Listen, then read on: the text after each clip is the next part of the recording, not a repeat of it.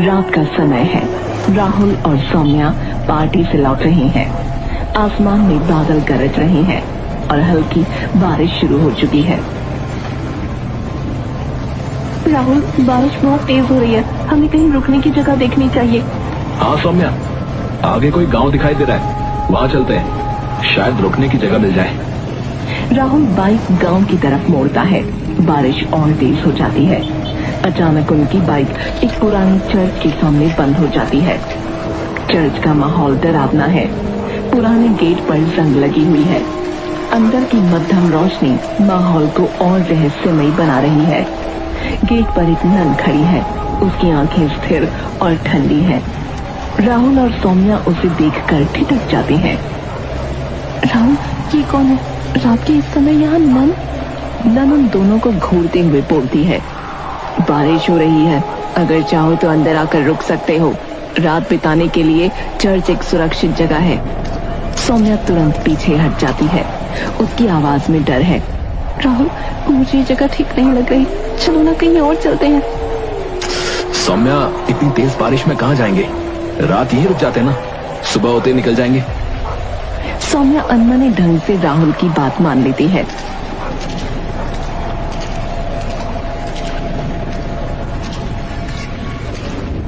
राहुल और सौम्या चर्च के अंदर कदम रखते हैं। चर्च का माहौल भारी और अजीब है।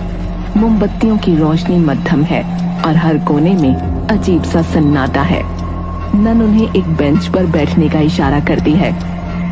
यहाँ आराम करो, सुबह होते ही बारिश रुक जाएगी। सौम्या असहज महसूस कर रही है। राहुल, मुझे यहाँ अच्छा महसूस नहीं हो रहा, ये जगह कुछ अजीब है। सौम्या, तुम जरूरत से ज्यादा सोच रही हो। ये सिर्फ एक पुराना चर्च है यार, आराम करो, सुबह होते ही हम यहाँ से चले जाएंगे ना। सौम्या सहम कर बैठ जाती है। तभी चर्च के कोने से किसी के फुसफुसाने की आवाज आती है। सौम्या चौंक कर आवाज की तरफ देखती है। राहुल, तुम ये आवाज सुनी? कौन सी आवाज? सौम्या कुछ कहने ही वाली होती है कि चर्च का मुख्य दरवाजा अचानक से जोर से बंद हो जाता है। सौम्या डर कर राहुल का हाथ पकड़ लेती है। अचानक चर्च का दरवाजा खुद ब खुद खुल जाता है। तेज हवा का झोंका उनकी तरफ आता है। माहौल और डरावना हो जाता है। राहुल, ये सब क्या हो रहा है? हमें यहाँ से भागना होगा। सौम्या, तुम सही कह रही थी, हमें यहाँ रुकना ही नहीं चाहिए था। उनकी बात खत्म होने से पहले नन का रूप बदलने लगता है। उसके बाल लंबे और बिखरे हुए हो जाते हैं। उसकी आंखों की पुतलियां सफेद हो जाती हैं और चेहरा भयानक दिखने लगता है। सौम्या डर कर पीछे हटती है। तुमने मेरी हदें पार कर ली, अब तुम दोनों यहाँ से जिंदा नहीं जाओगे। वो दानवी आवाज में हंसने लगती है और छिपकली की तरह दीवार पर चढ़ जाती है। राहुल और सौम्या बुरी तरह घबराए हुए हैं। नन दीवार से छलांग लगाकर सौम्या पर झपटती है। सौम्या की दर्दनाक चीख चर्च में गूंजती है। सौम्या, नहीं! राहुल भागने की कोशिश करता है, लेकिन चर्च का दरवाजा अपने आप फिर से बंद हो जाता है। वो मुड़कर देखता है कि सौम्या जमीन पर पड़ी है। उसका चेहरा बुरी तरह से विकृत हो चुका है और वो मृत है। अब तुम्हारी बारी है, कोई भी यहाँ से जिंदा वापस नहीं जाता। नन राहुल की तरफ बढ़ती है। राहुल डर के मारे चीखते हुए पीछे हटता है। कुछ ही पलों में राहुल की चीखें भी चर्च में गूंजने लगती हैं।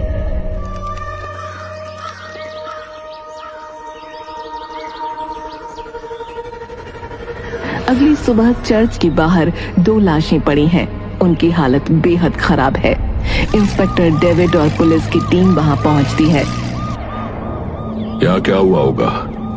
इनकी हालत देखो। वो अपने सहयोगी से बात करता है। सर, ये राहुल और सौम्या ऊटी के रहने वाले, बारिश की वजह से शायद ये लोग इस चर्च तक आ गए होंगे। तभी एक जीप वहां रुकती है। जीप का ड्राइवर डरा हुआ है और चर्च की तरफ देखते हुए इंस्पेक्टर से कहता है, सर, ऐसा पहली बार नहीं हुआ है। इस चर्च के पास रात के समय कोई रुकता नहीं है। जो भी यहाँ आता है वो जो है वो वापस नहीं लौटता है। तुम कहना क्या चाहते हो? कहते हैं सर कि इस चर्च में एक शापित नन रहती है। वो रात में अपने शिकार की तलाश में रहती है। लोग डर के मारे इस गांव की तरफ भी नहीं आते। इंस्पेक्टर डेविड कुछ नहीं कहता और वहां से चला जाता है।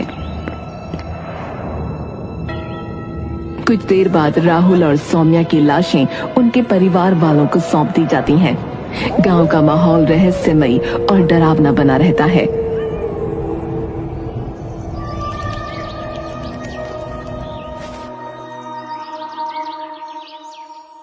एंडी अपने घर के बाहर उदास खड़ा है। उसकी आंखें दूर कहीं खोई हुई हैं। तभी उसके पिता आते हैं। एंडी, क्या हुआ? तुम इतने उदास क्यों हो? पापा, आप जानते हैं कि मैं राहुल भैया और भाभी की मौत को अब तक भुला नहीं पाया। वो दृश्य, उनका वो हाल, ये सब मेरे दिमाग में घूमता रहता है पापा। हमें भी राहुल की मौत का गम है बेटा। हमने पुलिस में रिपोर्ट दर्ज करवाई है, लेकिन अभी तक कोई सुराग नहीं मिला। होनी को कौन टाल सकता है?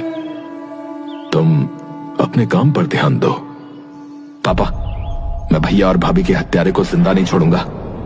मैं खुद उस चर्च तक जाऊंगा और पता लगाऊंगा कि आखिर उनके साथ हुआ क्या था। पिता उसकी बात सुनकर परेशान हो जाते हैं। मैं पहले ही अपना बड़ा बेटा खो चुका हूं एंडी। मैं तुम्हें खोना नहीं चाहता बेटा। इतना कहकर पिता वहां से चले जाते हैं। एंडी का चेहरा कठोर और दृढ़ हो जाता है। वो अपने दोस्तों की मदद लेने का फैसला करता है।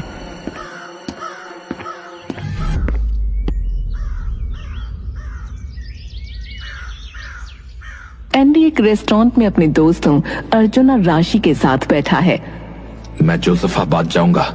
मुझे अपने भाई और भाभी के हत्यारे का पता लगाना है। एंडी, मैंने उस चर्च के बारे में बहुत सुना है। कहते हैं यार कि वो शापित है। वहां एक शापित नन रहती है यार। जो लाशें तुम्हारे भैया और भाभी की मिली थी, वे इंसान के हाथों में हत्या जैसी नहीं लगती यार। मुझे लगता है ये किसी प्रेत आत्मा का काम है। एंडी अर्जुन की बात सुनकर गुस्से में जवाब देता है। ये सब बकवास है यार। मैं इन कहानियों पर विश्वास नहीं करता। राशि अर्जुन की बात काटते हुए, एंडी सही कह रहा है। हमें खुद जाकर सच का पता लगाना चाहिए। बिना जांच के ऐसे निष्कर्ष पर मत पहुंचो।